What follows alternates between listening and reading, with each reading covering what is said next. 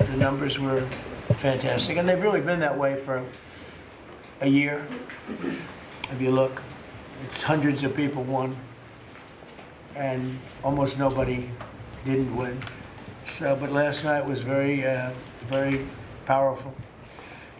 So I'm thrilled to welcome everyone to the 12th cabinet meeting of our administration, and we're doing something that no administration's ever done. We're always letting the press join us because we're very open and transparent. We like the word transparent, but we're more transparent than any administration in history. No, to the best of my knowledge, press has never been invited ever to a cabinet meeting for any reason at all. And it's an honor to have you. This team has achieved more than most other administrations achieve in 8 years. We took the most dangerous, unsafe, violent, and open border in the world. Anywhere in the world, there's no border like the border we had, and created the most secure border in the history of our country. We had no people, 12 months now, no people reported in the last 12 months came in illegally. 0 illegal aliens admitted to the United States in the last 12 months, and those charts are made by, you would say, politically unfriendly people. And the reason they don't come in is because nobody comes up, because they know that they're going to be turned away, and if they get in, they're going to be moved out right away. So it's been 0. You're the one that do the reports. I'm actually surprised by the number because I don't know how it can be 0, but they say it's 0 for the last 12 months. In 2025, we achieved the largest drop in the murder rate ever recorded. So the murder rate was quite high, and we achieved the largest drop in the murder rate ever recorded to the lowest level in 125 years. That's the year 1900. And that's despite the fact that many people came in from prisons and from very rough countries and from mental institutions and from lots of other places, drug dealers and others. They came in illegally during the Biden administration. We've gotten many of them out, but we still have some that we're looking for, quite a few that we're still looking for, but we've gotten over 11,888 murderers were allowed into our country. We've gotten a lot of them out. We've gotten some, we put them in jail. We don't even trust the country to send them because they'll come back in maybe. We put them in jail. 11,888 murders, more than half of which have committed more than one murder. That's what they allowed in. They can never be forgotten for the horrible things they've done to this country. Fentanyl coming across our border is now down by 61%. 61%. And coming in by water, by sea, by ocean is down 97%. Can you imagine? Thanks to our Republican majorities in Congress, we passed the largest tax cuts in American history. All Democrats voted against the tax cuts, putting more money in Americans' pockets. This year, the typical family got tax refunds of nearly, almost close to $5,000. The stock market has set 68 all-time record highs since the election. So 68 days, we hit all-time highs. We're right there now. And the average 401k, and that's despite the conflict. I don't call it a war, I call it a conflict. Despite the conflict with Venezuela, who no longer has a Navy, no longer has an Air Force, no longer has a lot of people that were leading the country into very bad places. Their leadership is gone. Their second-rung leadership is gone, and we're dealing with their third, half of their third, because half of their third is gone too. The average 401k is up almost $30,000 since I took office. So the Americans are benefiting working today. We have the most working, and we have 401ks at their all-time high, highest they've ever been. And that goes along with the stock market, which is the highest it's ever been. Under my most favored nation agreements, this is something that I wish the media would talk about, because to me it's one of the biggest things ever to happen in our country. Certainly as to medical, anything having to do with medical, because drug prices, we're delivering record-setting discounts on prescription drugs with price differences of 400, 500, and even 600% at the TrumpRx.gov. We recently added nearly 1,000 low-cost generics to the website. So we have drugs down 400, 500, 600%. Now you could say 80, 90, 70, 60, 50% if you want. There are two ways. Depends on the way you ask the question. But a pill that would sell in Germany or in, let's say, in London for $10, we're selling for here for $130. And I got the countries to all agree, otherwise they would have had to pay big tariffs. I don't want to go into it, but I had some very interesting discussions. They said vehemently no, and then when I said, that's all right, we're going to charge you a 50% tariff on everything you sell into America, they said, well, like we said, we'll say yes. And every single country agreed, and every drug company agreed. So we have most favored nations. So we were paying the highest drug prices in the world. Now we're paying the lowest drug prices in the world. So that pill that I talked about would go from $10 to $20. The world is bigger than the U.S. Hard to believe, but it's true. So it's not like you cut it in the middle. They just had to go up a little bit, but a little bit is a doubling of a price. So a little bit's a lot. So the pill would go from $10 to $20, and we'd go from $130 to $20. Think of that. So we would get, if you remember, some of you were at the news conference I had in my first term where I got the prices down 1/8%, 1/4% my first term. And I was so proud of it because drug prices hadn't come down in 28 years, and I was the first one to do it. But now I'm getting them down, not 1/8%, I'm getting them down 400, 500, 600. Or if you want to use it a different way, you could say 70%, 80%, 90%, 50%. Nobody's ever said anything like it. And I got that through, well, everybody knew it was taking place, but we paid the highest prices anywhere in the world. Now we're paying the lowest prices anywhere in the world, and the press refuses to write about it. I think it's the biggest thing. And for healthcare, you know, so much of it is prescription drug prices and drug prices. And with them coming down, the healthcare is going to come down very substantially. We recently added nearly 1,000 low-cost generics too, as I said, and that's, you know, 1,000 drugs, and it's all on. And this was not given by me. This was given by Dr. Oz and Bobby, and I, you know, wasn't sure whether or not I loved the idea, but they said, oh, we want to use Trump. TrumpRx.gov is what it is, and it's the hottest site, I think, anywhere on the planet, from what I understand, Bobby, right? It's really great. People are calling up and they're buying drugs for a fraction, for literally a fraction of the price. And it should be the biggest story. And on that alone, we should win the midterms.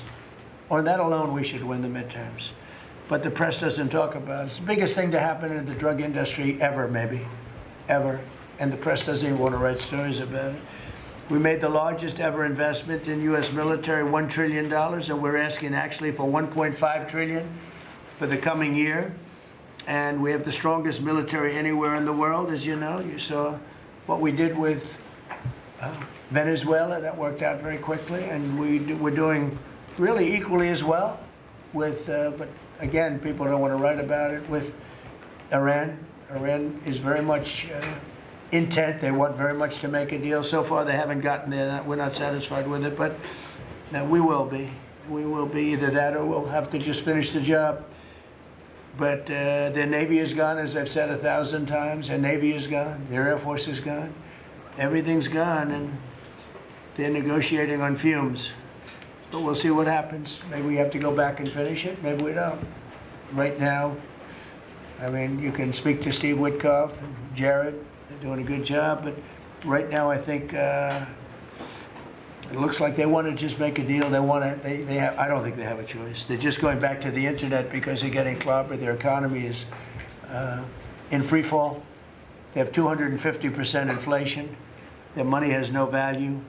Their whole economic system is broken down. They thought they were going to outweight me. You know, well, we'll outweight him. He's got the midterms. I don't care about the midterms. Look what happened last night. That was the prelude to the midterms. People understand it. They know that. Very simple. Iran cannot have a nuclear weapon. I'm doing that for the world. I'm not doing it just for us. And we've had great support from other nations, by the way. We don't need it at all, but we've had great support from other nations. The problem is you always get the support when you don't need it. When you need it, you don't get the support. With Operation Epic Fury, our warriors are ensuring that the world's #1 state sponsor of terror never obtains a nuclear weapon, and they won't. Under the leadership of Vice President J.D. Vance, very proud of this, the White House Task Force to Eliminate Fraud is waging war on waste, fraud, theft, and abuse like nobody's ever seen before. He looks like Elliot Ness. Do you ever see Elliot Ness? I'm telling you, the guys that are up there are all central casting, standing behind. What a group of people. No, it looks like a movie. I'm going to make a movie out of it, I think. And they're finding billions and billions and billions of dollars. And I just said, that's good. He said, you haven't seen anything yet. Just said that. And, you know, Vita's really great. We'll have a balanced budget without having to do anything. This is the kind of money they stole. They're crooks. They're thieves. And I hope that Todd is going to do a real job. These are crooked people. These are thieves. This isn't like a mistake. Just talking about one person, he got hundreds of thousands, millions of dollars for securing one man, for taking care of one elderly man. He was a service. He got paid millions of dollars for taking care of one man. Total crook. They're all crooks. The Somalians, what they've done to Minnesota, the Somalians, they're crooked as hell. Ilhan Omar, crooked as hell. They're all crooks. And we got them. We got them. Now we're putting the clamps on, but boy, I tell you, that's an impressive group of guys that you have behind you. I was watching that, and a couple of very strong women, too. But I was watching that last night. I said, I'm proud of you guys. In 2 months, we've exposed tens of billions of dollars of defrauded taxpayer money, prosecuted numerous fraudsters, Todd, and stopped billions of suspicious payments, very suspicious. Oh, you haven't seen anything yet? Well, you see, I'm getting reports from Todd, from JD. I've never seen anything like it. The kind of, just hundreds of billions of dollars was stolen. And no other administration would do what we're doing. Just let it go. Everybody was getting rich. And I think we have a chance to save Social Security without doing anything to it by just the numbers of fraudulent people on Social Security, people that are 115 years old, 125 years old, getting payments. It's funny, I said, oh, do those payments get turned back? No, they accept them. Well, somebody's getting the payment. It's not a person that's 125 years old. But that's the least of it. The numbers that we're finding out, we have great people at Social Security. We're going to make our Social Security so strong, so good, that you've never seen anything like it. We're going to protect. I said right from the beginning, we're going to protect our people on Social Security. If the Democrats ever got in, you wouldn't have, Social Security would be bankrupt. People wouldn't be getting anything. Last week, they took down 2 of the largest Medicaid fraud cases in Minnesota history, as well as the largest autism fraud case ever charged by the federal government. You saw that with millions of dollars just being stolen. Everybody had autism. Everybody had autism, they said. It was incredible, actually. And I mean, I've just seen I see what they're doing. You haven't seen anything yet. So congratulations, JD. Be vicious like they are. They're violent people. They're violent, vicious scum. Before asking Vice President Vance to speak about these efforts, I want to express our tremendous gratitude to our outgoing Director of National Intelligence, Tulsi Gabbard, who's a terrific person, actually.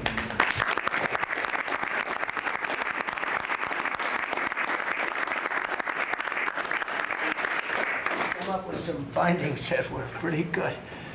And Tulsi's worked tirelessly to restore trust and focus on the intelligence and with the intelligence community. They all respected her. They listened to her. She gave us leads that were pretty much, people thought they were dead and they weren't dead. They were right there, and she was able to expose a lot of things that we used at the FBI with Cash and with Todd and with JD and everybody else. It was amazing. She dramatically reformed the Office of Director of National Intelligence and cutting the staff by 40%, and she prevented countless terrorists and cartel members from entering the United States. She exposed mountains of evidence related to the Russia hoax, probably the greatest hoax in the history of our country. Although, when you look at the fraud coming out, there's a lot of them. I mean, honestly, there's a lot of them. But the Russia hoax, a great hoax, a very dangerous hoax, too.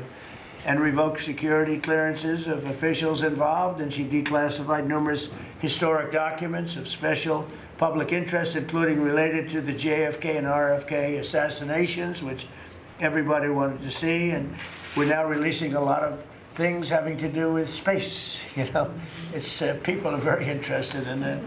It actually became the #1 topic. We're releasing a lot of information having to do with terrestrial things, and people are totally fascinated by it. It's amazing.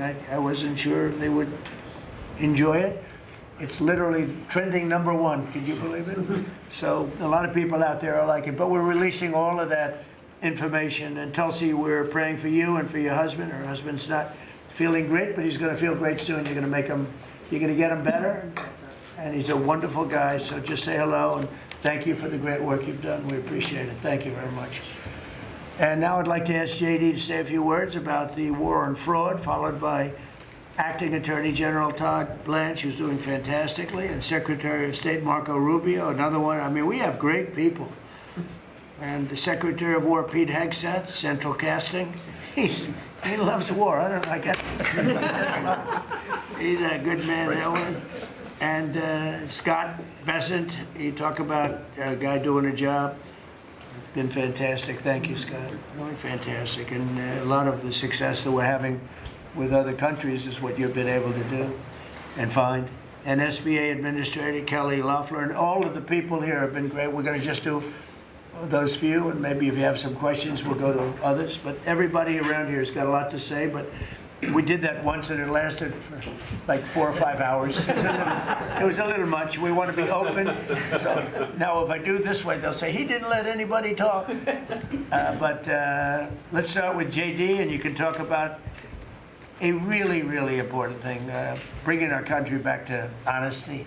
A tremendous amount of money is involved. Go ahead. Thank you. Yes, sir. Well, first of all, thank you for your leadership, sir, and for making it possible. I often find in the Fraud Task Force that there sometimes are barriers that we need to break down, agencies that need to coordinate, and I'll come to the President and say, Mr. President, I need your permission to do, they'll say, for what? For the Fraud Task Force, and he'll cut me off and say, yes, go do it. So the fact that we have dedicated presidential leadership is really what's made this possible, because it does require we've got great people around the table, but sometimes these agencies don't know how to work together at the lower level, and that's one of the things we've had to turn on and force with the Fraud Task Force. So I want to shout out just a few all-stars here.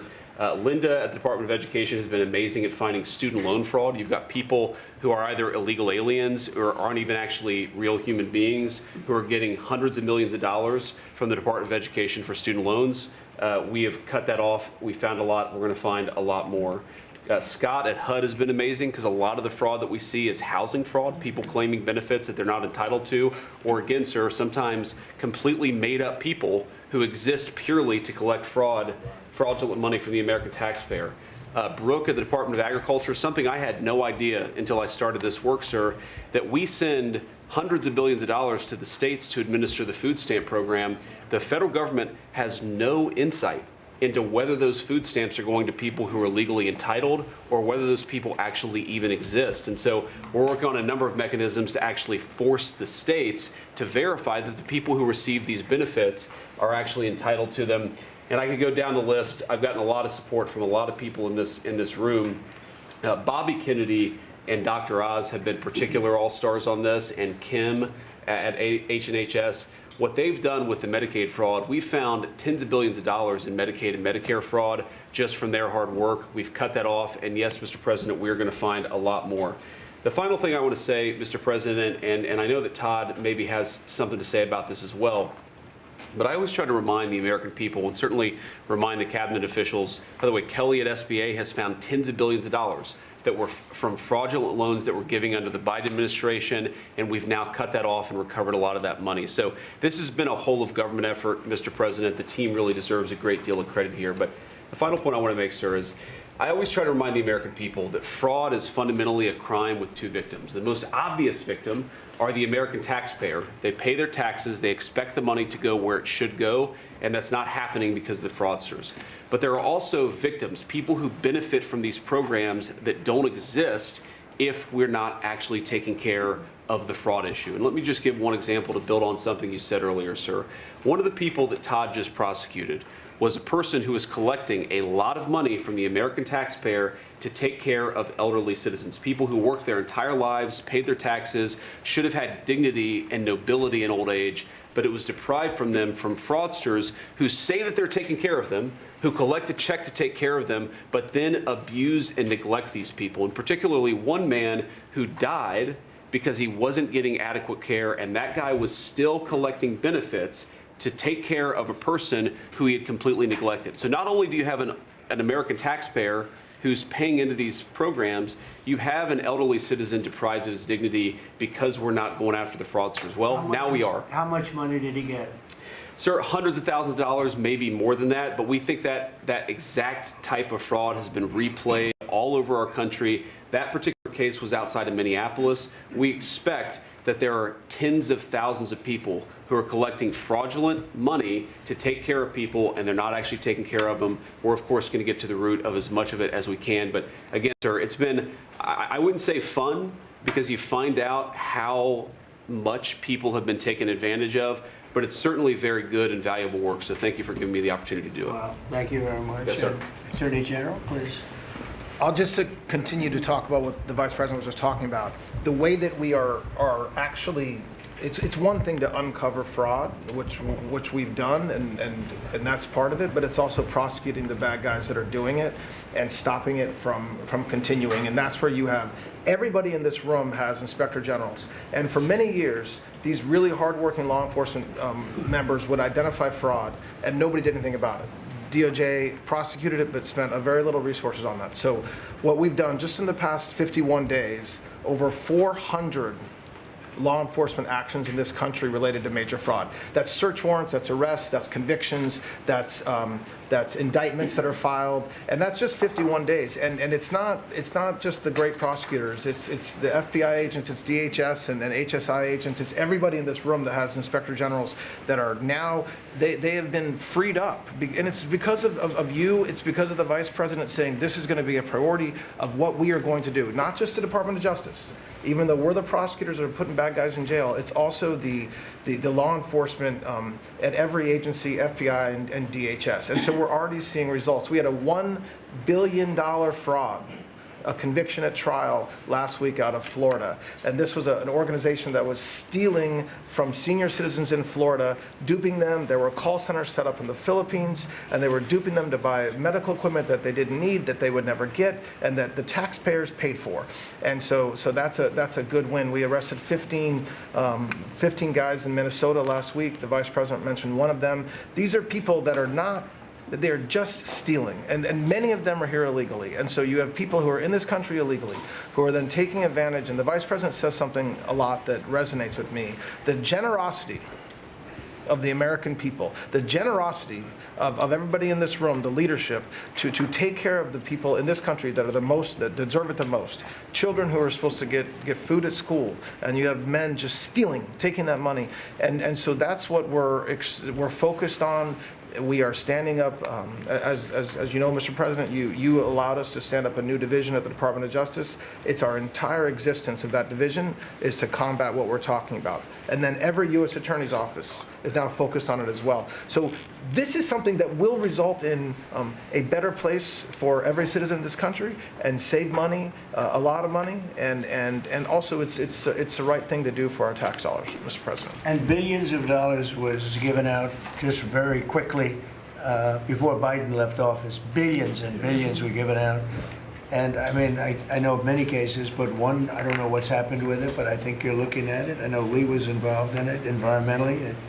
Stacey Abrams was given $2 billion for an account that had $103 in it, an environmental fraud, I guess. And she had $103 in this newly opened account.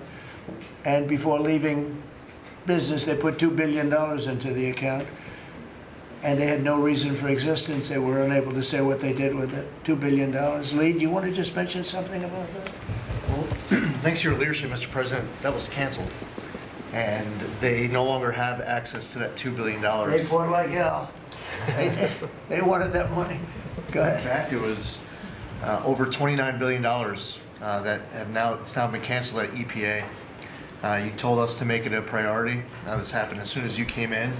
after the election, before your inauguration, they were caught on video saying that they were rushing to get billions of dollars out the door before you're swearing in because they were afraid that once you were sworn in, you were going to stop it. Well, that part, they were right. We did. Yeah, we did. Great And job. yeah, no, we're happy to do it, Mr. President. And the Department of Justice under Todd Blanche's leadership, they just secured another big win in appeals court on some recently canceled grants for different agencies. So great attorneys making sure that this accountability is delivered over the finish line. It's been a great team effort. And we're building more, most importantly, we're building more factories and plants in the United States now than at any time ever before. $18 trillion coming in. That's not including the 12th month, that's 11. And I say it often that the Biden administration had much less than 1 trillion, and we have 18 trillion. And when those final numbers come up, they'll be even higher than that. That's a record in the history of the world. No country's ever done that. And that money's going into plants, and you are giving them very fast approvals, thorough and environmentally correct, but fast approvals, and you're doing a fantastic job. Thank you very much. Another man doing a fantastic job, I think we all agree, is Marco. You're all over the place, right? I watched you last night at 3 different locations. So tell us about Iran. Well, first of all, the bottom line is Iran's never going to have a nuclear weapon. And if recent events have done anything, is just remind us once again that they are the world's leading sponsor of terrorism. And they can never have a nuclear weapon. Now, the president's preference, Mr. President, your preference has told us repeatedly, is always to negotiate these things and to figure out if you can have agreements. Diplomacy is always the first option. And we continue to work on that through your envoys, Mr. Woodcoff and Kushner and others, the vice president, who've been very involved. And if there's an agreement to be made, we want that to be made. I think there's been some progress and some interest, and we'll see over the next few hours and days whether progress could be made. I just want to remind everybody, Mr. President, you know this well, you have other options available to you if that doesn't work. But the bottom line is that we prefer the negotiated diplomatic route, and we're going to give it every chance to succeed. I know you're giving it every chance to succeed, Mr. President. But here's the bottom line, because I keep getting asked, what is this all about? It's very simple. Iran and these people in charge of Iran can never have a nuclear weapon, and they will never have a nuclear weapon, and they most certainly will not have one as long as you're President of the United States. On that point, it's very clear. Just 2 quick things I want to touch upon. One, you touched upon the border and security. Part of securing our border is dealing with the people that are in this country unlawfully, many of whom do not want to go back to the country that they originally came from for a variety of reasons. Either we can't send them there or some judge ties us up.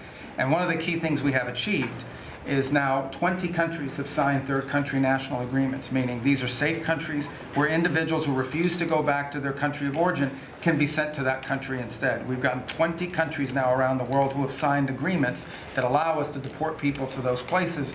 What often happens when you go to the person who's here unlawfully and say, we're going to send you to this third country, is all of a sudden they decide they'd rather go back to their home country instead.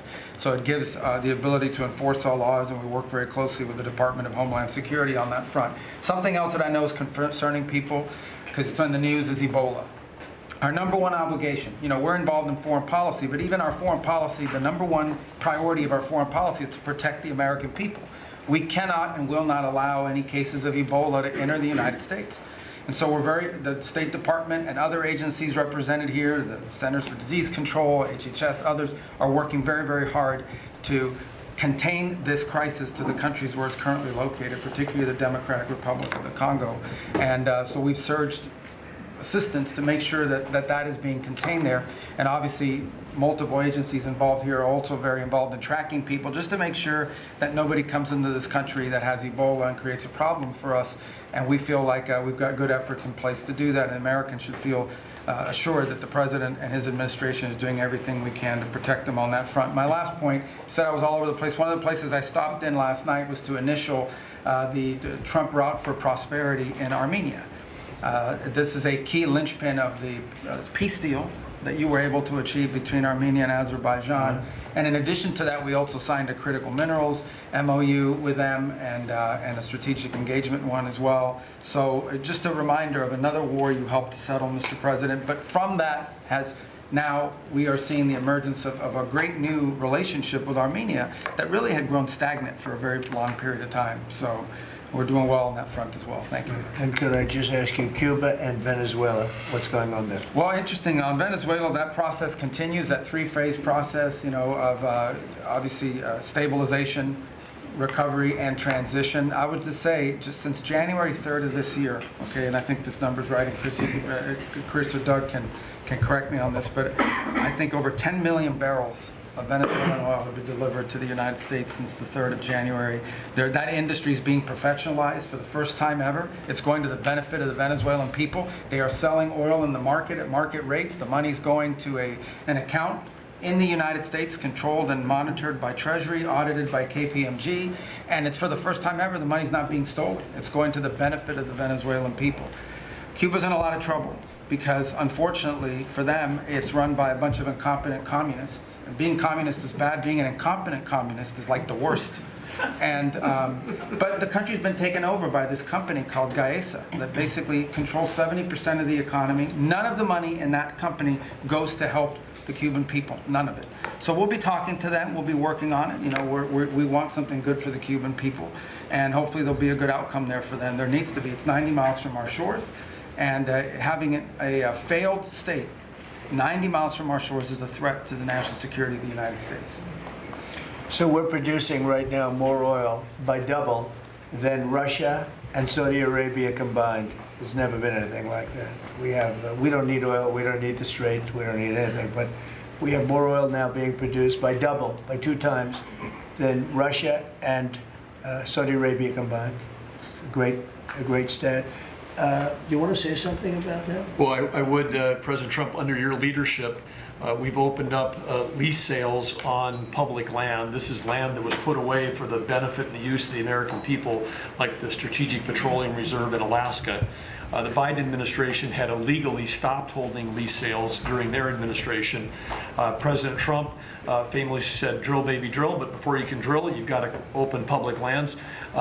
Between the lease sales that have happened in the Permian, in the Bakken, and on the North Slope, just since January of this year, it's over $4 billion of revenues come into the Treasury. That's 13 times more than the Biden administration brought in on lease sales in the entire 4 years they're in office. Sir, your policies brought that in 5 months. So with that, a lot of excitement, a lot of activity. We also inherited just in one district in Carlsbad, New Mexico, 5,600 unprocessed applications to drill for oil and gas on public land. And when we're drilling on public land, those companies pay a royalty, and that money comes to all of our citizens, and it goes to local school districts, and it goes to states. It is the core of the economy in parts of our country. The team down there working for the Department of Interior, Bureau of Land Management, has dropped that by 91%. It's one of the reasons why they had a record lease sale. It's because now people go, I can bid on federal land and I'm going to get a permit to drill, and it's not going to take me 5 years to get it. I'm going to get it in a month or less. And so it's exciting to see your vision. And of course, with this energy dominance, us, as you just noted, largest oil producer in the world, largest natural gas producer in the world, largest natural gas exporter. This is an opportunity for us to bring prosperity and affordability here at home, but also bring peace abroad. So, President Trump, your energy dominance strategy with Chris Wright, Lee Zeldin, all the people that are working on this, people around the room, it's been really incredible. And of course, you mentioned Venezuela, but all that flowing to our Gulf Coast refineries is also helping to keep the price of gas down at home. So again, it's an amazing transformation. Bottom line is the center of geopolitics around energy has moved from other parts of the world to the Western Hemisphere in the last 5 months. You turn Venezuela from a sanctioned adversary into a strategic ally in 45 minutes. Never happened in history before. And what's going on in Alaska, when I was there last week in Alaska, the North Slope, 80,000 barrels a day coming online at Pico. That wouldn't have happened with you. It's up by Willow on the North Slope. That's going into the Alaska pipeline. 20% increase just off that one field. So amazing work. Energy is a high-tech industry, and those guys are crushing it, and they're loving the fact that they can provide affordable, reliable, secure energy for America. And we're working very hard in California. You know, a lot of people don't know this, but California has tremendous, tremendous oil reserves. Used to be number 3 in the nation, and the radical left has just wiped it out. And we're working very hard to get that open again and get it so the people, their gasoline prices, their lack of energy is just staggering. It's staggering. And we're actually making very good progress. Even people that were against that at one point, now they're saying, wow, that'd be great. But people don't realize it was one of the, right, Chris? It was one of the top drilling states, one of the, I would say in terms of reserves, as among the top in the country. Nobody thinks of that with California. Everything was just closed down, really violently closed down. And we're opening up some of it, and we're being met with actually great spirit, because they're paying so much for gasoline that they don't have to be doing that. And they have a very incompetent group of leaders, like grossly incompetent. So I think that's going to be something. On a slightly smaller subject, while Doug was speaking, Department of Interior, he and his people have done a fantastic job on D.C. D.C. is looking beautiful. The fountains are almost all open. We had 28 of them.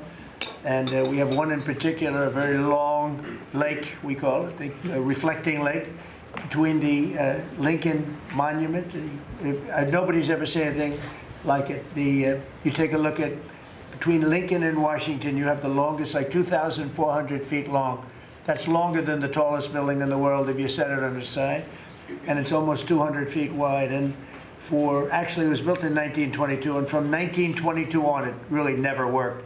It always leaked, and it was a problem, and a lot of things. And hundreds of millions was spent. The Biden administration and the Obama administration spent hundreds of millions of dollars trying to get it to work, and they failed. And we'll be spending, you'll give me a number, but I think it's a very low number. It's like in the number that we originally talked about, where we cleaned it, we fumigated it. We had 10 major truck dumpsters of garbage taken out. Can you believe it? A friend of mine came in, very substantial person from Germany, wanted to see the Washington Monument. I wanted to see the Lincoln Memorial.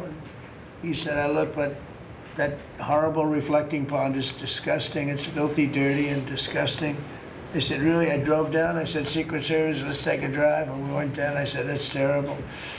And for the most part, it didn't work. I mean, they wouldn't even have water in there. But when they did, it was just dirty, filthy water that leaked out. And we got to work on it. And it was supposed to cost almost $400 million, because it's like putting the skin on a skyscraper, but bigger, much bigger. Many skyscrapers, you could almost say, other than for the world's tallest. Think of it, the world's tallest skyscraper is shorter than 2,400 feet. So we went to work, and over the years I built hundreds of pools. I build them every time I built a building. I always like to build Olympic-sized swimming pools, and I was very aware swimming pool, what goes into making a swimming pool. It's not as simple as people think. You never want it to leak. You want to have beautiful surface. I said, you know, I have an idea, Doug. We sat down. I said, let's take that long thing where we're going to fix it with concrete, which leaks, concrete, all sorts of other materials that all leak and don't look good. They're gray. And, you know, swimming pool, I have a swimming pool right up the road. I built it 22 years ago. It's perfect. I said, does it ever leak? No. It's perfect. Good contractors. I actually called in a couple of the contractors, got some ideas from them, and I gave it to Doug, and Doug's done an unbelievable job. And so they were going to spend maybe $400 million. I don't know. You never know with cost overruns and everything, but it was going to take years to build, 3 years, 4 years. And we'll have it done before July 4th, substantially before July 4th. If we didn't have such bad weather the last 4 or 5 days, we could have been almost done. You can't do the substance of the rain. And what they did is they cleaned it. They took out, as I said, more than 10 dumpsters of garbage with shovels. It was disgusting. Oh, every corner had massive amounts of, I guess that's the way the tide goes, but they had massive amounts of garbage. We then steam cleaned it. We then sandblasted it, and then we pebble blasted it. It's a bigger version of sand. We made the surface as good as it can be, and we're now covering it with the most beautiful blue, very thick. You think of it as a very sophisticated form of rubber. No leaks, no problems, and it's beautiful. It's called American Flag Blue. That was the color we chose. And we are probably 70% finished with it. It's going to be finished. The hard part's done. And then we decided to do much more than we originally, I thought I was just going to do the surface, but we said the problem is the outer ring looks pretty bad too, where you walk on. So we sandblasted that. This is all additional work. We didn't want to do, when you do something like this, when you do the one, you think the other looked okay, but then when the other, you see the new surface, the old stuff that looked okay looks really bad. So we cleaned that, sandblasted it. The walkways, all of it. It's a tremendous amount of area. It's thousands of feet long, very wide. This is where the people stand, not the water part, the dry part. And we had a combination of granite and stone. And we're pointing it, fixing it. The joints were terrible, everything. The whole place was a mess. And when it opens in a couple of weeks, long before July 4th, we want to have it for July 4th weekend, but it'll be long before that, you will see something that's really going to be beautiful. And now we're looking at the World War II fountain, because that's also in pretty bad shape. On the bottom, we're going to duplicate it, I think, with the, maybe with a slightly different color. Actually, we'll go with a lighter color. But Doug and I have a lot of fun doing it. Your staff is fantastic. They've really worked well. But the concept, so think of it, instead of spending $200, $300, $400 million, and it will never work, we're going to spend like $10 million maybe, $12 million. Instead of spending 4 years, we're going to spend, like if you add it all up, like a couple of months. And instead of going through 4th of Julys as a horrible construction site, we're going to have it open before the 4th of July. And the difference is it's better. Somebody say, oh, well, but it's not the same. Some of the fake news would say, well, but it's not. No, it's like the pen story. The pen is better at $2 than it was at $2,000. This is the same thing. This is far better. Won't leak. It'll last for 50 years, maybe 100 years. They didn't even know. I said, how long will this last? Oh, I think you'll get 50 years out of it. We did the swimming pool treatment, but they said, sir, for a little more money, we can get industrial strength. I said, that sounds good to me. Same color, same everything, same stuff, but it's actually much stronger. It's used for industrial. I said, I love that. So we're going to have that open. It's going to be really, really beautiful. And it's a very important thing. We can't have people looking at the Washington Monument, going, the memorial. If you take a look, the Lincoln Memorial, it was built, I guess, a little after the Lincoln Memorial. It's embarrassing. It was so horrible. I never saw anything like it. It was filthy dirty. It was Biden. And they spent, between the two of them, they spent hundreds of millions of dollars trying to fix this thing. Now, when Obama did it, he spent way over $100 million, and they had a great idea. Let's use the water from the Potomac, because environmentally they liked it. Somebody said that was good, but the water from the Potomac was not suitable for this, to put it mildly. It was disgusting what happened. And so they spent hundreds of millions, over $100 million, and they immediately closed it. It was closed for many months and nobody did anything. It was closed. It's basically been closed. But go back to 1922. It was always sort of, people think of it as beautiful, but it was always a mess. It's going to be unbelievable. It will be unbelievable. It's actually exciting. I want to ride over there today if I can. I always have a problem. Secret Service isn't in love with my walking along, checking the sidewalk, the new sidewalk, to see whether or not they pointed it correctly. But they do. We have great contractors doing the job, but we'll spend a very tiny amount of money, and it'll be better than it ever was when it was built in 1922. It's very exciting, actually. To me, I love construction. It's very exciting. And we do many things. We did 28 or 29 fountains. I made a contribution to redoing Lafayette Park. That's the entrance to the White House, and it was an embarrassment. The floors were broken. They had bricks. Some of the bricks were missing. You know where they're missing? They took them out to throw at people. We're going with them. It's going to be a world-class park. It'll be open pretty soon. They're doing a lot of work over there. That was a contribution that I made with some other people. And it's going to be really beautiful. That was really the front door to the White House, but you couldn't even use it. It was so terrible. People would come to the White House, and it was so terrible.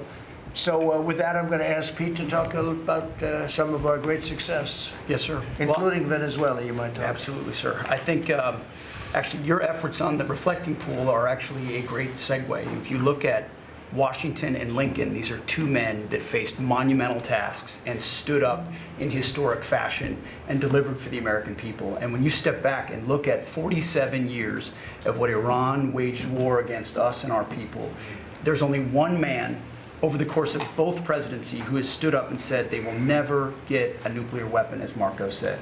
So whether it was Qasem Soleimani, whether it was scrapping the Obama deal that was going to give them a weapon, whether it was the 12-day war or Operation Midnight Hammer, you created the conditions to ensure the American people and the world are safeguarded from this generational threat.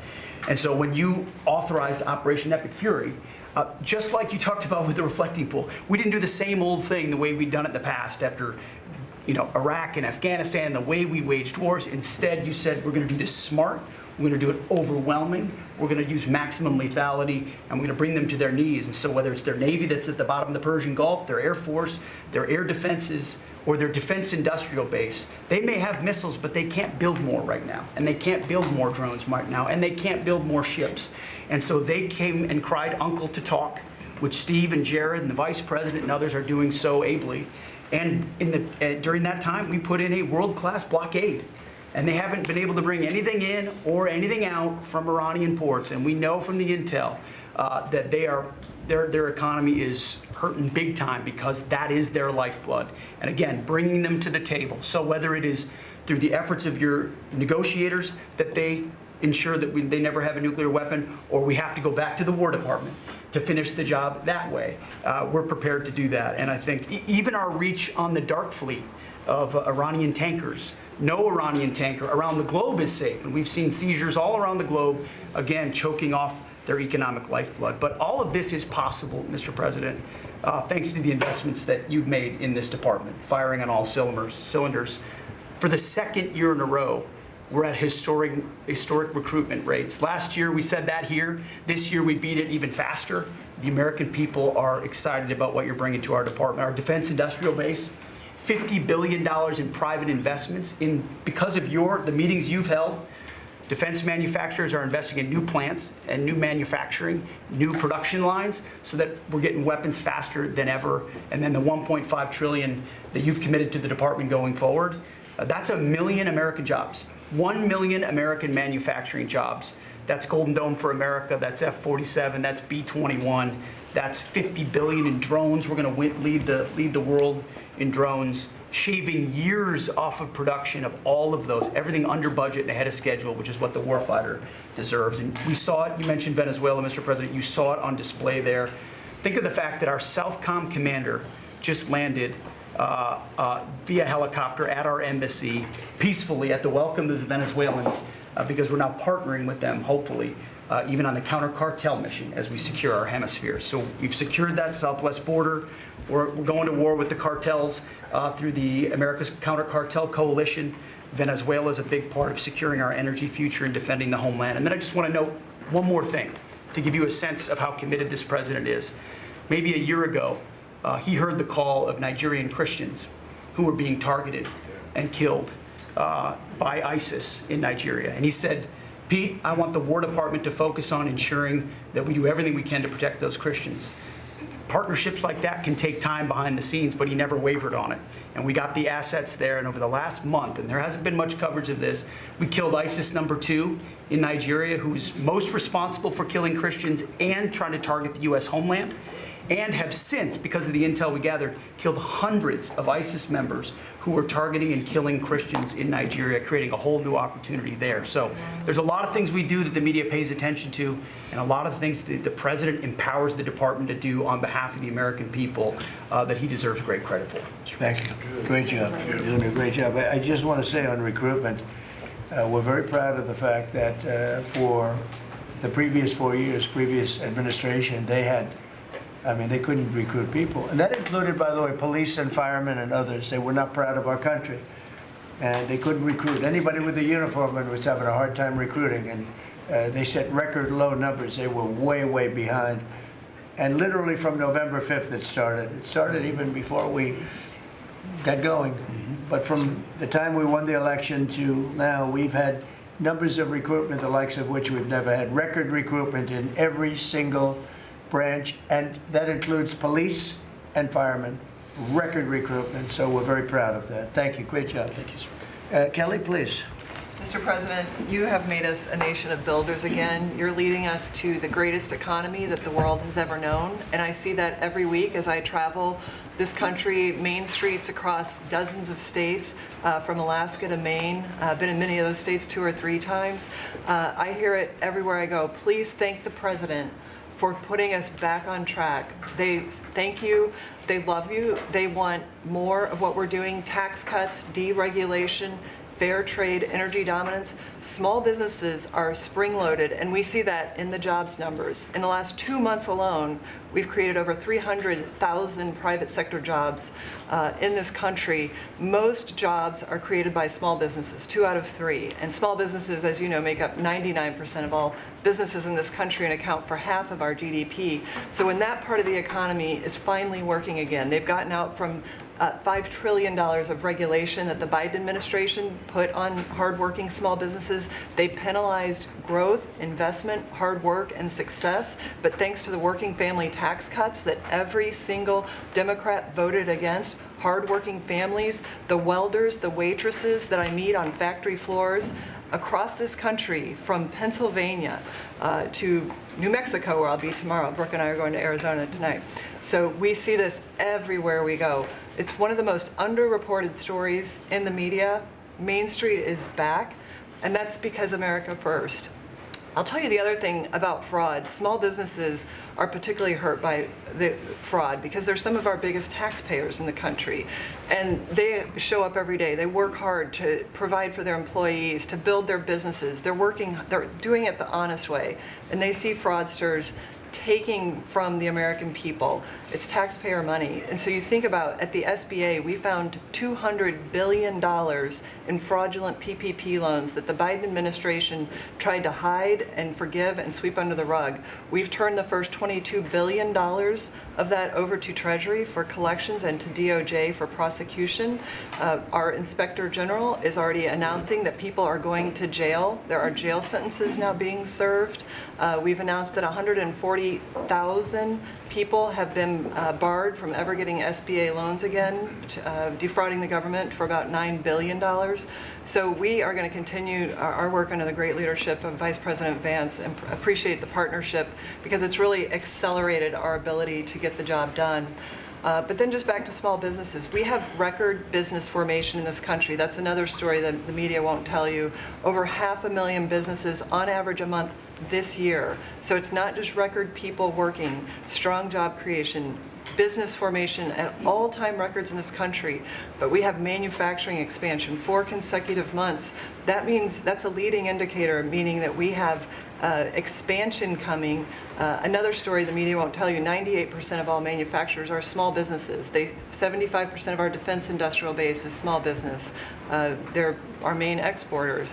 And so America first, free trade, fair trade, deregulation, tax cuts, and energy dominance is helping workers on Main Street, and that's why they tell you to tell me to tell you, Mr. President, thank you, and they love you. Well, thank you very much.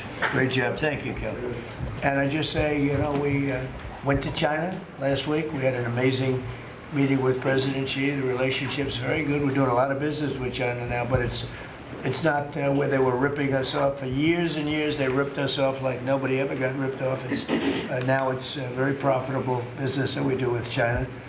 And they respect our country again. We have the strongest military in the world by far. They respect our country again.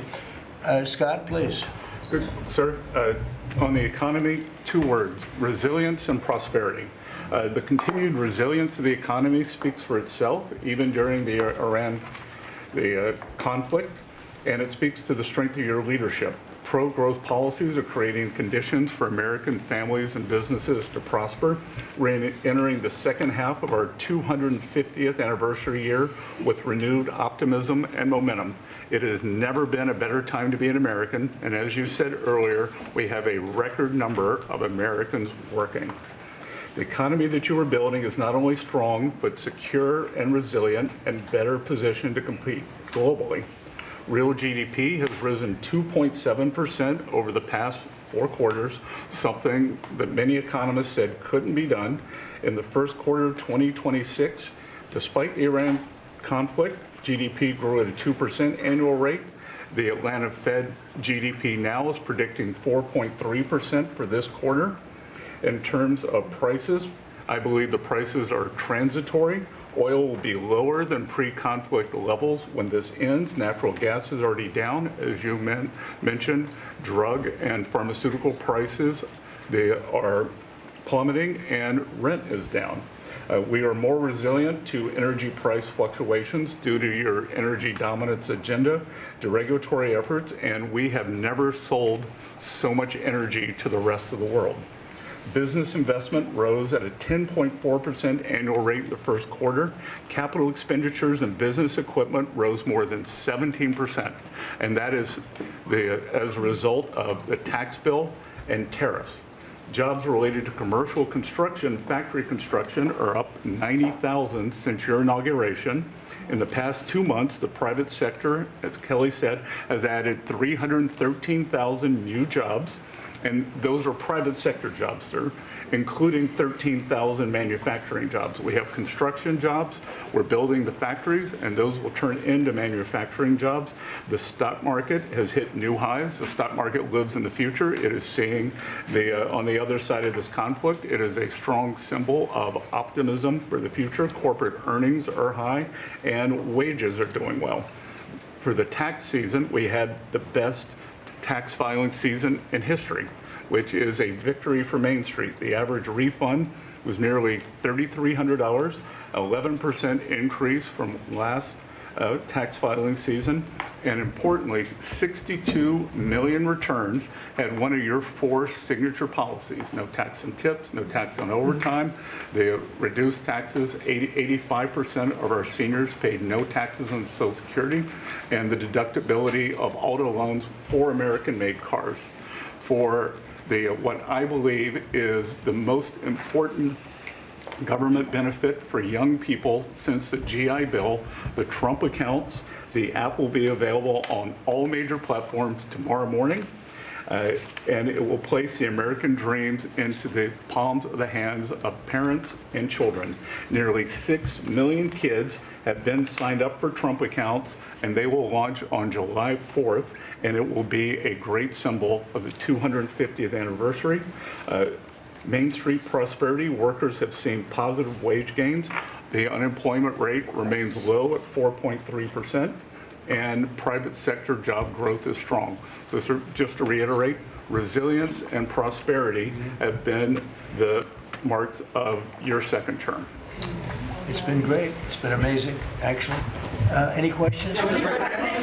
Thank you, Mr. President. Iris Tao with NTD Sister Media with the Epoch Times. You've done a lot to clean up DC and fight crimes here. And as a lot of Americans and people from all around the world are coming to the nation's capital ahead of the major 250th birthday events here, how important is it for you to really keep delivering on these results, but also what does it mean for America's identity on the national and international stage? So I'm very proud of DC because when we came here, a little more than a year ago, it was a very dangerous place, and now it's a very safe place. It's been incredible what's happened. As you see the crime numbers, we had restaurants closing up, and nobody wanted to go to a restaurant. They were afraid to walk to work. It was a very, very dangerous place, very unsafe, and now it's a very safe place. We brought in the National Guard. We worked with Cash and the FBI, and Janine is doing fantastically, and Todd, and everybody. And it's now a very safe city, and people are pouring in, and you see the grass is all beautiful. We put a lot of new grass in because, you know, like people, grass has a life too. And this grass it was about a long time. But the waterfalls we talked about and the fountains are, most of them are in the final stages or fixed. People are writing me letters. People are talking about it. We have some of the most beautiful fountains in the world, and there wasn't one, not one, that worked. We had 29. Out of the 29, not one was worked, in addition to the reflecting pool, which is even, you know, that was the big one of them all, but that was a disaster. So with all of that, and this place is looking beautiful. I rode through it yesterday. where the fences are down. The homeless aren't staying here any longer. We're helping them out, but we're not, we just can't have them in the nation's capital. And when foreign dignitaries come in, they're saying, the first thing they say to me, this place has really changed. They saw that it was going down, our whole country was going down, just like DC was going down. And as you know, the restaurants were closing up. There weren't very many restaurants, and now they're opening up. You can't get a space, and everyone's going out to dinner, and they're safe. And we have the national security, and we have the National Guard, and we're going to keep them. I want to, by the way, just in case I mentioned, keep them. And don't lower the number either. So somebody said, oh, are there less? I said, I hope not, but don't lower the number if you don't mind, okay? We're going to surge this summer, too. Yeah. They look great. You know what? They give people. We took out 5,000 criminals, hardcore criminals. By the way, 90% of the crime is calculated. They count 2% of the people do 90% of the crime. That's a great number, because when you get rid of 2% you can get rid of. 90% you can't get rid of. 2%. So 2% create 90% of the crime. 91% actually, to be exact. And we moved 5,000 people, Todd, out of here. These are career criminals. Many of them came over from the last administration through the open border, the ridiculous open border, no vetting, nobody knew who they were. They came out of prisons, they came out of, they're drug dealers, there were people from mental institutions. And Washington, D.C. is now a safe and beautiful place. And it's only going to get more beautiful. Yeah, please. President Trump, thank you so much for having us in here today. What are your thoughts? Why do you think that Joe Biden is trying to sue the Department of Justice, former President Joe Biden, to have his tapes that he did interviews on blocked from the American people hearing them?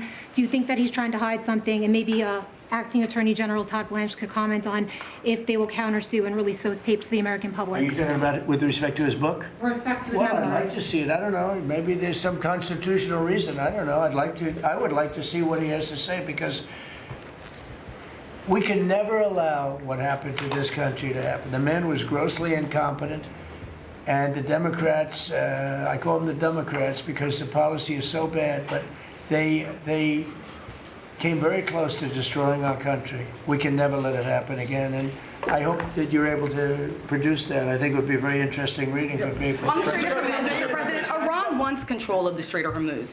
Would you accept a short-term deal that allows Iran and Oman to control the strait? And would they have to open it immediately, or would you be open to that happening over a period of time? No, the strait's going to be open to everybody. And who would control It's it? international waters. Nobody's going to control it. We're going to watch over it. We'll watch over it, but nobody's going to control it. That's part of the negotiation that we have. They would like to control it. Nobody's going to control it. It's international waters, and Oman will behave just like everybody else, so we'll have to blow them up. They understand that. They'll be fine. Mr. President, thank you. How much economic pressure do you feel to get the Strait of Hormuz open?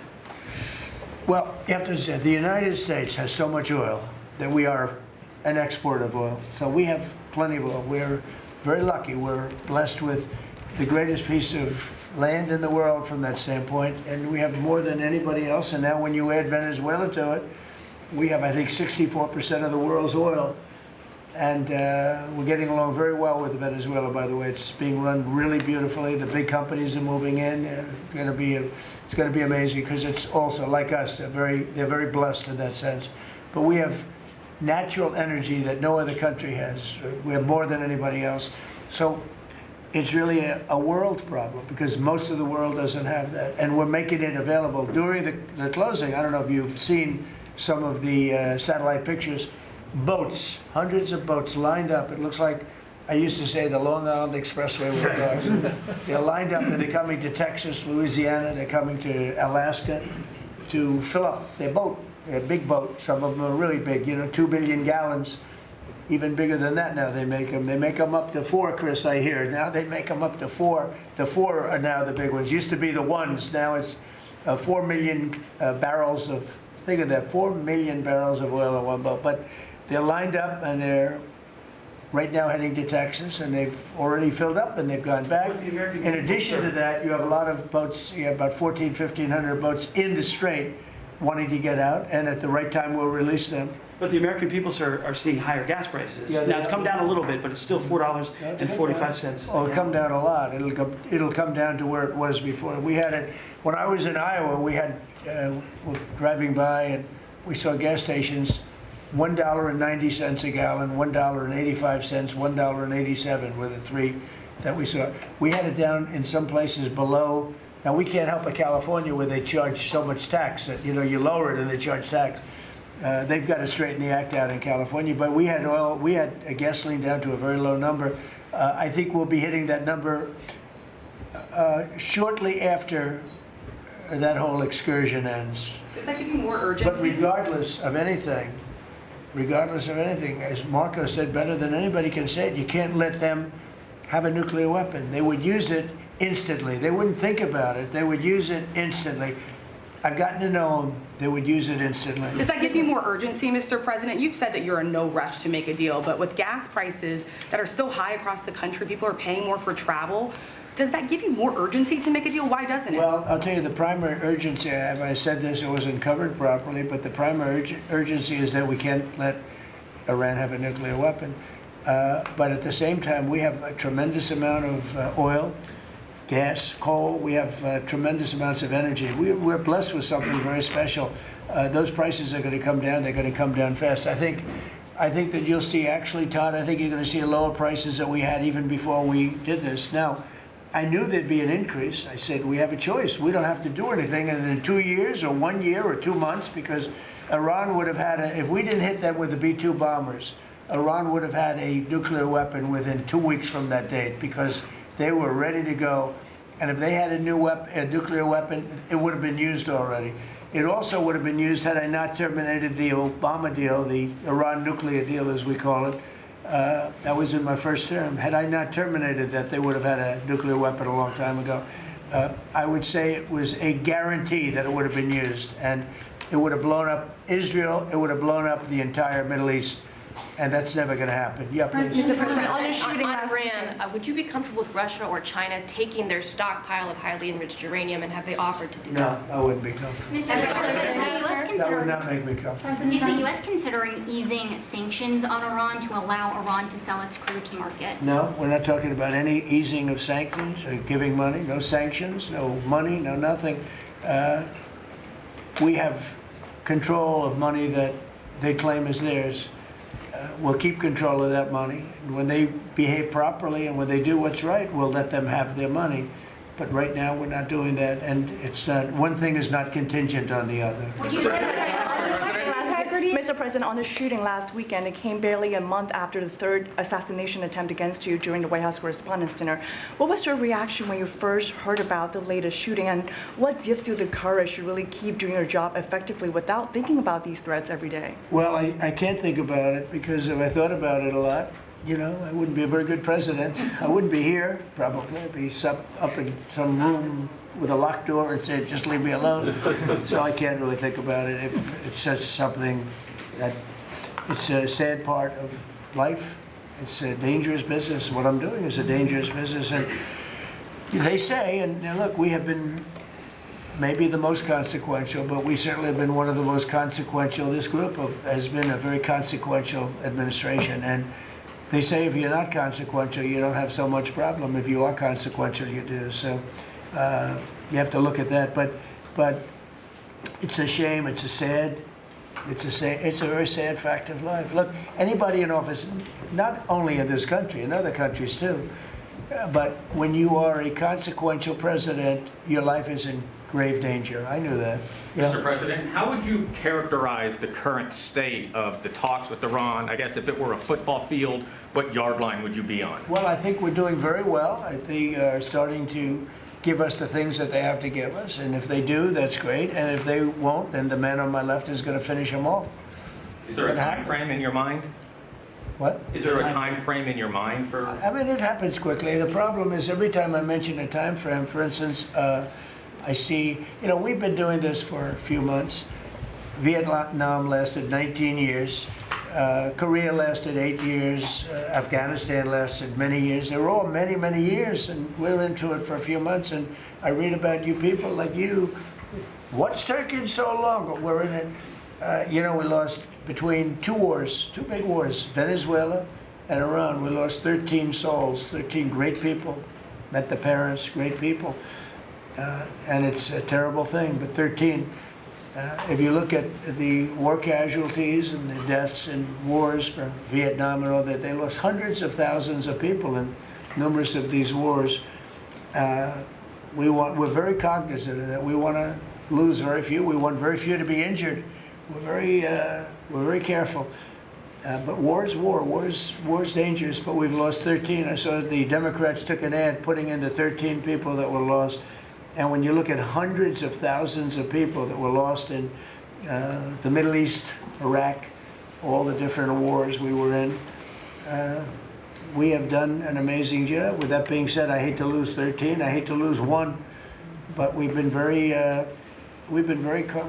capable. I mean, when you think of it, we took over Venezuela in one day. We have done a similar job, but we said, well, give them a little chance at the request of somebody that we greatly respect from Pakistan, the Field Marshal and the Prime Minister. They've been great. They asked us, would we pause the war for a little while because they'd like to do so. We'll do that. But we had them beat. They're, no better now. We could close that out very quickly. If we can do it in a different way, that'd be good. If we get everything we want, but we could close that out very, very quickly, and we may have to. I don't think so, but we may have to. Mr. President, let's talk about the World Cup, if I could. The U.S. spent a lot of money getting the World Cup here and increasing the infrastructure. Does the economic benefit outweigh the cost? No, the World Cup is great. It's the most successful they've ever had, ticket-wise. They've never had anything that sold so quickly. It's amazing because it's the United States. What You are don't the think of. economic benefits? I call it soccer. It's just easier to do because we have football and they have two footballs, right? They call it football. But most people never thought they'd see anything like that. The World Cup, it's turned out to be the most successful World Cup from the standpoint of what's happening than they've ever had. Yeah, please. Thank you so much. Rowena Ortiz with Turning Point USA. I have one question for you and one question for Vice President J.D. Vance on fraud. What's your message to the New Jersey leaders pushing back against ICE operations at Delaney Hall? About ICE? Yes. Or about NICE, as I call it, NICE. The NICE facility. I'd love to change the name, call it NICE. They do a great job, and it's all paid for protesters. You can see by the signs. The signs are all made by the same beautiful factory. It's a printing plant. In fact, I'm thinking about using it. They do such a nice job. These aren't protesters. These people are fake. They're all paid for. And I will tell you, Tom Holman and that whole group, and now Mark Wayne is so incredible. Mark Wayne, do you want to just respond to that? Sure. We run the finest facilities anywhere in the world of their type. But we have some horrible killers. We have killers. We have guys that have murdered numerous people in there. And these are the people they're trying to protect. There's nobody that runs a facility like we do. Mark Webb, please. Yeah, it shows this radical left Democrats' priorities when they decide to go out and protest a detention center where we're housing rapists, child predators, murderers, drug dealers, and they choose Memorial Day of all the time to go protest something that they say that that it's because they're on a hunger strike when there was only a handful of individuals that was refusing to eat because they want their ethnic group or their ethnic right food. Well, they can go back to their country and get whatever food they want. The fact is, we're giving them the calories they want. This isn't Holiday Inn. We're giving them sanitation. But for the Democrats and the governor, like Governor Sherrill and Senator Kim and Senator Booker, to go out and do something like this of all the days is very frustrating. And we see Antifa signs are literally out there. The local police literally refusing to respond. They barricade it, not allowing our employees to come in and out. ICE has to go out there, remove the barricade, and then you have one of the senators complain because he got splattered with a pepper ball. I'm sorry, you probably shouldn't have been there.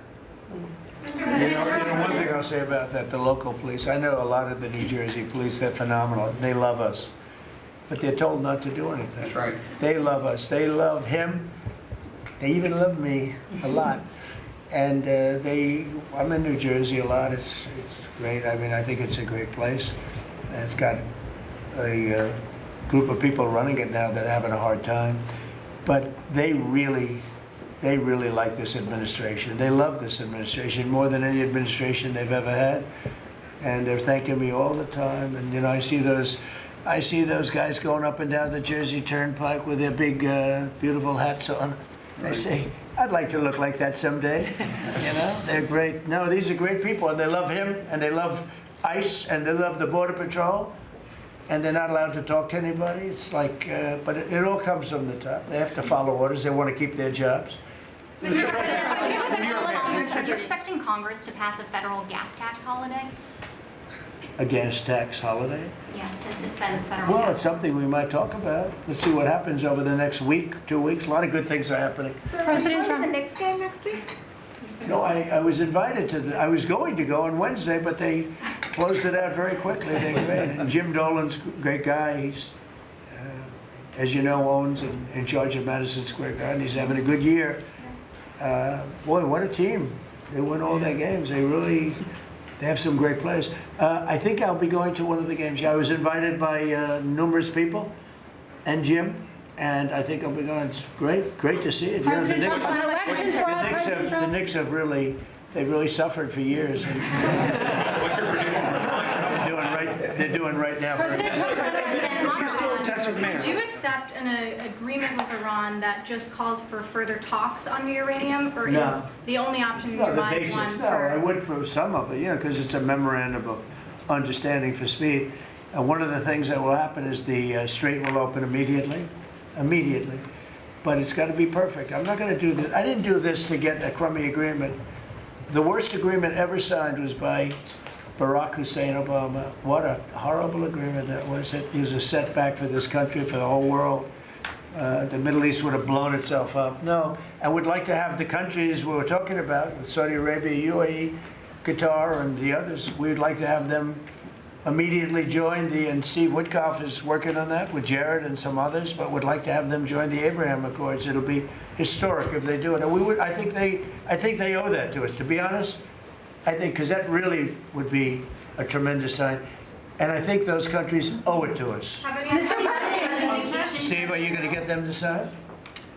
We're definitely pushing it, Mr. President. I'm not sure we should make the deal if they don't sign. You want to know the truth? If they don't sign to join the Abraham Accords, I don't know that we have countries in there already.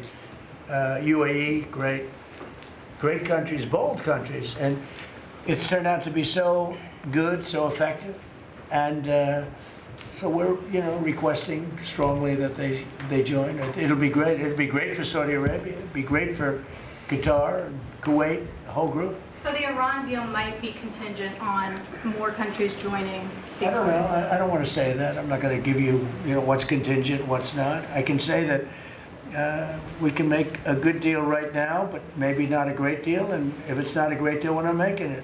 So, because we can make a great deal with this guy right here. And but it's it's a lot nastier. Probably wouldn't go as quickly. Wouldn't be talking about it as quickly, but it would be foolproof. But I think we're doing very well, Steve. I think we're doing pretty well in terms of the negotiation, but we'll see. If it's not going to be a real deal, because Obama had that horrible JCPOA, whatever it was the worst deal.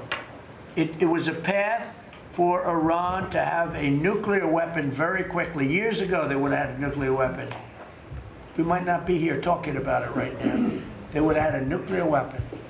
And frankly, Obama picked the wrong country. He should have picked another country. I won't tell you what it was. But he picked the wrong country when he picked Iran. But we have things understood now with Iran. It's been nasty. They've lost their leaders. They've lost. And it really is regime change. We didn't set out for regime change. But by the fact that we're dealing with a totally different group of people than we were at the beginning. And frankly, I find them to be much more reasonable. I actually find them to be smarter, but I find them to be much more reasonable. This is regime change. One regime is gone, another regime is gone, we're dealing with the third. Pieces of it, because some of them are gone too. And I find them, I think, how can you have a stronger regime change than that, So I do find that. I'd like to thank you all very much. We're doing great. Our country is doing fantastically well, and this group of people is outstanding. Thank you all very much.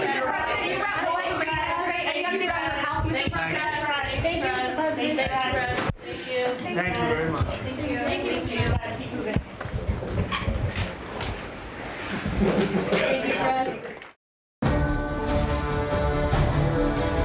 You're watching C-SPAN, Democracy Unfiltered.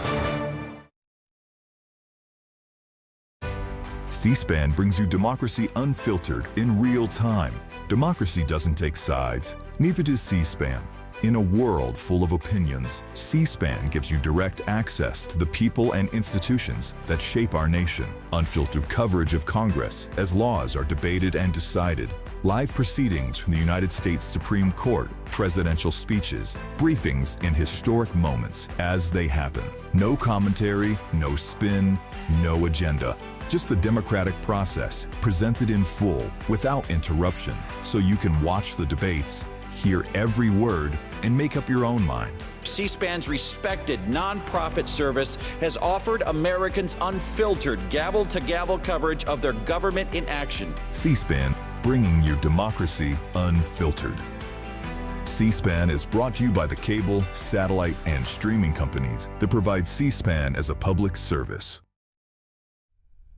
This afternoon, Federal Reserve Governor Lisa Cook discusses emerging technologies, financial stability, and the overall U.S. financial system. Watch her keynote address at an economic policy forum live at 3:45 p.m. Eastern on C-SPAN. C-SPAN Now